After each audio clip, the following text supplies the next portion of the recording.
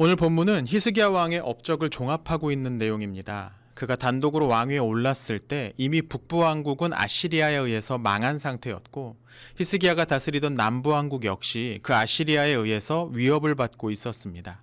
그래서 히스기야의 치세 전반부는 아시리아에 대항해 싸우는 이야기들로 가득합니다.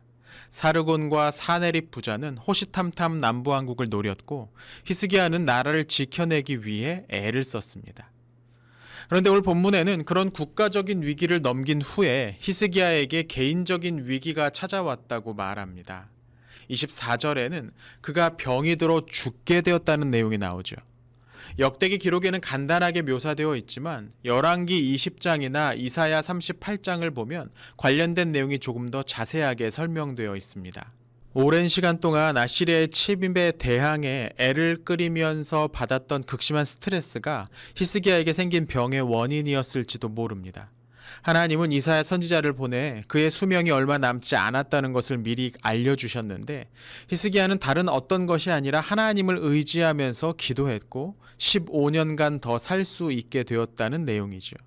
앞서 우리는 선한 왕으로 평가받았던 아사 왕이 말년에 발에 병이 생겼을 때 하나님이 아닌 의원들만 찾아다녔다는 내용을 읽었는데, 히스기야는 사뭇 다른 반응을 보였던 겁니다. 25절과 26절에는 이 사건과 관련된 또 다른 일이 언급됩니다. 히스기야가 병이 들었다는 소식을 들은 바벨론의 무로닥 발라단이라는 인물이 사신을 보내 히스기야의 상태를 살피고 그와 동맹을 맺으려 했던 것이죠. 히스기야는 바벨론 왕과 손을 잡기로 하고 자신의 왕국의 상황을 세세히 알려주었는데, 하나님을 의지하지 않은 이 일은 결국 징계를 초래해버렸습니다. 그런데 여기서 또 히스기야의 반응은 이전의 왕들과는 달랐습니다. 그는 자신의 잘못을 뉘우치고 회개했습니다.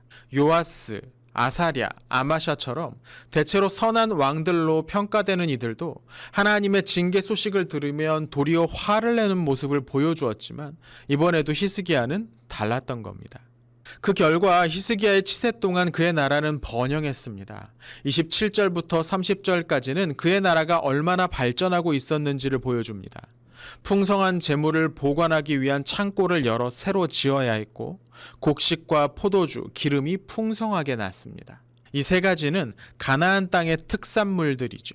하나님은 약속하신 대로 그 땅에 복을 주셨던 겁니다.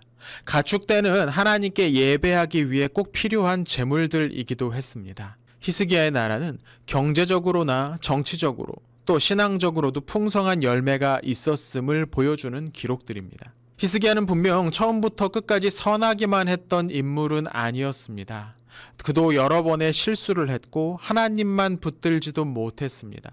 때로는 자신의 눈앞의 위협에 마음이 약해져서 아시리아의 조공을 바치며 위기를 모면하기도 했고, 자신의 성공에 도취되어서 이방인 왕과 손을 잡으려 하기도 했습니다.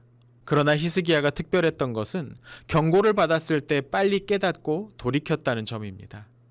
유다 왕국 역사에 병이 생겼던 왕은 여럿 있었고, 잘못된 외교 정책을 폈던 왕도 적지 않았습니다. 그러나 그들 중 누구도 히스기야처럼 자신의 잘못을 인정하고 돌이키지는 않았습니다. 히스기야가 다윗의 묘실 중 가장 높은 곳에 묻혔던 것도 그런 삶에 대한 인정이었습니다. 오늘 우리에게 필요한 것도 이런 모습이 아닐까 싶습니다. 실수하고 잘못했을 때 서둘러 돌이키고 회개해야 합니다. 몇 번이고 회개해도 괜찮습니다. 문제는 고집을 부리며 잘못을 인정하지 않는 모습이니까요. 하나님의 말씀을 듣고 자신을 돌아볼 수 있는 사람에게 복이 있습니다.